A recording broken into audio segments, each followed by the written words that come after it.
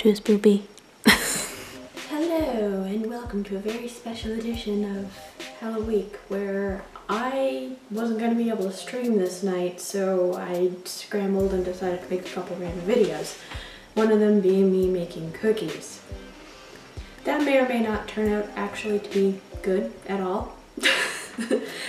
Basically, I decided I was going to try and recreate the Hocus Pocus cookies that were done on Nerdy Nummies. I'll put them in the video here. I'm sure you've heard of Nerdy Nummies by now though. If you haven't, go check them out, because you know, she's a pretty cool girl. I like her creations. Anyway, sorry, I'm moving my rings around. That's what you're seeing me doing here now. I'm going to be modifying it ever so slightly though, in that I'm going to be making my grandmother's shortbread cookies for the base instead of the vanilla sugar cookies that she used. And partly because I couldn't find it, well, okay, no, entirely because I couldn't find the royal icing, I'm going to be making my own instead of using the store-bought kind, so I will include the recipe for that somewhere as well. Decorating wise though, pretty well going to be the same thing, except for probably a lot less good. Alright, so first of all, shortbread cookies, easiest cookie in the world to make. All you're gonna need is some flour, specifically 1.5 cups of flour, half a cup of cornstarch, 1 cup of butter or margarine, but specifically a type of margarine that's a bit salty like butter, otherwise it's not going to taste right. This is Imperial. Eversweet will work as well if you have these brands nearby. And a 1/4 cup of icing sugar. And that's it. So let's see, starting out, let's measure out our flour with these really weird measuring cups that I have here. I don't know where I got these, but anyway. Measure out our flour and put that in the bowl. Now, you are supposed to sift the ingredients together, mainly just to make sure there's no lumps or anything in the dry ingredients. However, this is the sifter I have. It's itty bitty, so I have to do it all separately anyway, and ain't nobody got time for that. So let's skip that step. I've skipped it before. It's been fine. Nobody's died.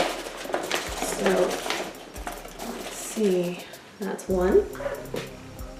And a half. Where's my half? Half.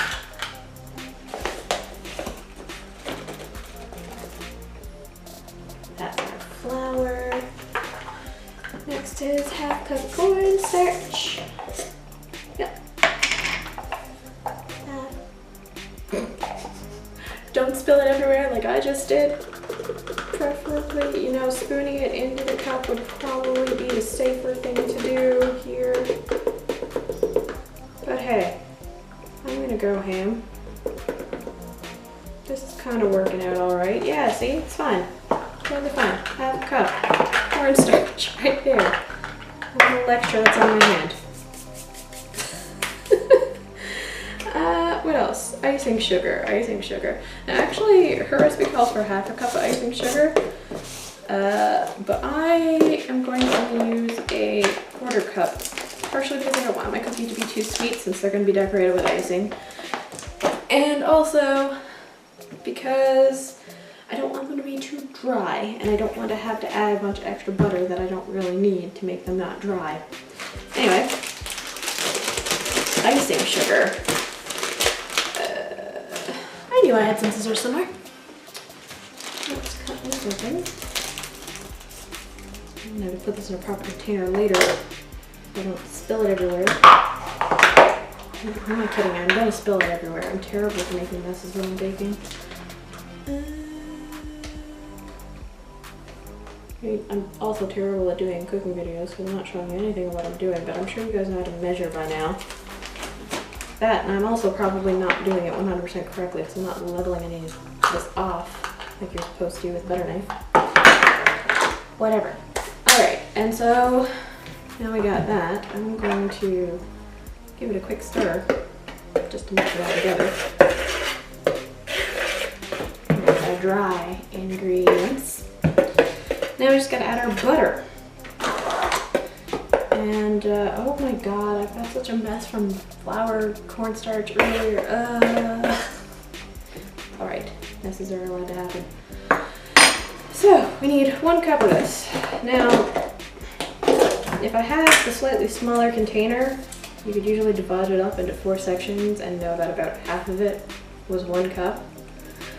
I don't have that right now, but this is like an almost empty container that I had already opened, so I'm probably going to use up what's left in here. But, you know, just in case, I will measure it. I find with the shortbread cookies that adding a little tiny bit extra than what was called for in the recipe sometimes works a bit better, especially if you're going to put them in a cookie press, which is what I would normally attempt to do with this type of cookie.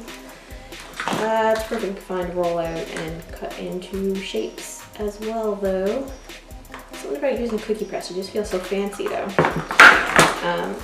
These are perhaps the most awkward measuring cups, also, that I could have chosen to do this video with. Just FYI. Yeah, that's about a cup. That was right. There's a little bit left in here that should fill up the rest of it. And use up that container. Cool. Put that aside. Dump that in. Now I do have a little bit extra in the fridge in case I do decide the dough is too dry. And also because I'm going to be making other cookies this week. I don't know if I'm going to be filming that one. But these are definitely the more interesting of the two because I'm not particularly good at decorating with icing. Not at all. And these cookies, as you're going to find out, require quite a bit of piping icing everywhere, all over the place. Cool. So for the next part, you're going to want to get in there with your hands and start mashing it around and make your dough. I find, though, to get it started, you have a potato masher. That helps quite a bit. So you're not mushing really cold, icky, buttery grossness quite as much. A little more dough by the time that I get this all mashed together. Oh, my phone just vibrated. Someone went live on Twitch. I don't know who. BTW. Like, when these are baking, I'm going downstairs and doing the stream for the first night of Halloweek, which is going to be sister location. Behind the scenes. I've already set it up and everything while I was getting ready to do this video. Partly because I was stupid and got all the stuff out to do the video and then started the dishwasher. So you wouldn't have been able to hear me. It's great. Great idea. My dishes are clean though. Anyway, that should be mixed enough for me to get in there with my hands now. I believe. Feels like it anyway. I used to love to eat this cookie dough so much when I was a kid. I'm a kid and I still love to eat it now. And it's good because, I mean, unlike other cookies, there's no egg. So it's relatively safer for you to eat. I say relatively because I know that I'm still not supposed to eat raw flour, but whatevs. Let's get in here. And you want to kind of try and mix it together so that you can get it into a ball. Because we're going to be rolling this out next. While we're on the subject of rolling it out and cutting out the cookies, you're going to need like a rectangular cookie cutter, which I found out in preparing for this video that they're a little bit difficult to come by. Round ones, all over the place. Weird shaped ones like butterflies, all over the place. Rectangular cookie cutters, no, nowhere to be found. So what I've done as a way to work around it, I traced around a pack of gum, like Excel gum. I'll show you when my hands are not covered in cookie dough, and drew on some parchment paper a rectangle and cut that out, and I'm essentially going to use that as a stencil and cut out my rectangles in the dough once I have it all rolled out.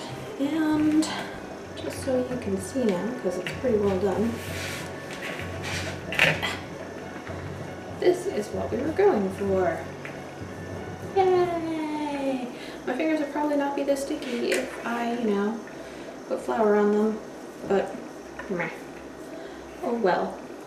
Life is messy sometimes. And I have a sink behind me, so it's not really a big deal. Alright, I'm just going to set that aside. Go rinse this off my fingers. And we'll put some parchment paper down so I can roll out the cookie dough. Alright, so I'm just going to find my counter. Got some wax paper, parchment paper works too.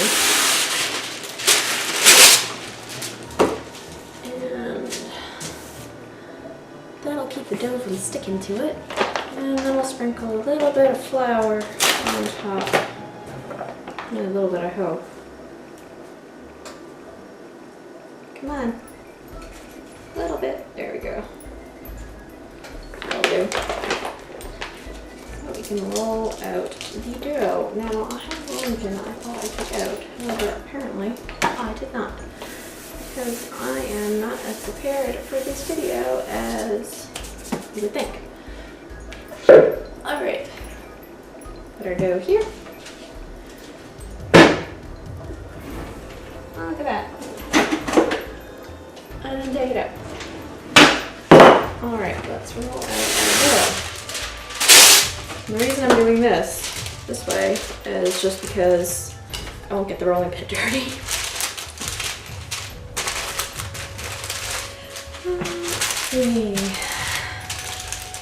Just want to roll it out as much as possible. To the desired thickness. Depends on how thick you want your cookies to be, really. Because shortbread cookies don't rise a lot in the oven. They pretty well are as thin as they are when you put them in, when you cut them out. Alright. There we go. That'll do. So we have our little stencil that I cut out. It should stick to the top of the dough rather nicely. It does. Okay, so far so good. So I have this cookie sheet over here with some parchment paper on it, because less mess that way. I'm going to get a butter knife and cut around my stencil and transfer the cookie to the cookie sheet. They're probably not quite as perfect. Hi. Random change of angle, temporary change of angle and location. I'm sat down in the corner of my living room now because the camera died partway through me showing you what the cookies look like when they're cut out on cookie sheet. So basically what I've done, I've preheated the oven to 350 and I've put the first batch in there. We're gonna have probably about 9 of those cookies because of the size of them. And Nan's recipe basically just said to put them in there until they're golden brown at 350, which depending on the thickness and size of the cookies can be anywhere between like 10 and 20 minutes. So I'm kind of just keeping an eye on them at the moment. So I'm gonna let the camera charge, and then when the cookies come out and are cooling, I'm gonna go downstairs and I'm gonna do the sister location stream. So once I've done that and the cookies are completely cooled, we will be back to decorate, and this camera should be charged. So the royal icing recipe that I'm going to be using is from allrecipes.com. It requires 4 cups of icing sugar, 4 egg whites. I'm going to actually just be using the carton pasteurized egg whites. Just to be a little bit safe. It really shouldn't matter. As far as I can tell, it's safe to have egg whites in icing for the most part. Once it's dry, you're good. And a teaspoon? Yeah, 1 teaspoon of lemon extract. I don't have lemon extract, I have lemon juice. I'm not sure if that's going to make much of a difference either way, but I'm going with juice, so we're going to see what happens.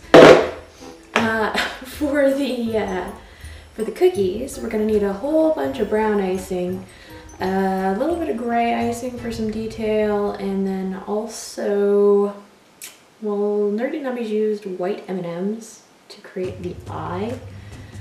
I'm gonna use white chocolate chips because I couldn't find any M&Ms and I happen to have some here, and a little dot of black icing in the middle. I thought I had some little candy eyes somewhere for decorating cookies and cakes and things like that. However, I am wrong. So I'm going to measure out and mix my ingredients, and we'll cut back to hopefully me filling in the cookies with some brown icing. It's a status update. I have just now finished flooding all of the cookies with the brown royal icing that I have made. And there's this weirdness going on with some of them. But I'm not going to worry about that too much, because frankly, it might still be fine once I get the rest of the detail on there. I don't know. They're better than I expected them to be at this point, so we'll see how it goes. I've got to make some more brown icing to do the detail next, and then the gray. If you want a little bit more in-depth step-by-step instructions on this, again, refer to the Nerdy Nummies video. I'm kind of just doing what she did in terms of decorating. But yeah, let's see how this goes. My hand really hurts right now from doing this. Icing is hard. Status update. They're looking like books.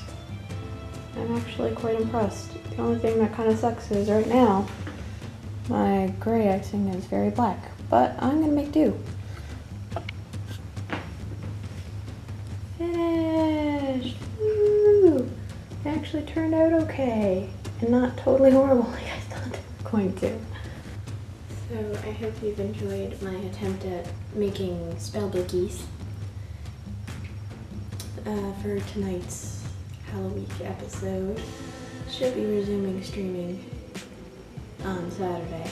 However, it's going to be earlier in the day on the weekends because I have stuff on the go. But anyway, I hope you're enjoying Halloweek, and please be sure to subscribe if you're not already, or follow me on Twitch for more spooky streams. See you guys next time.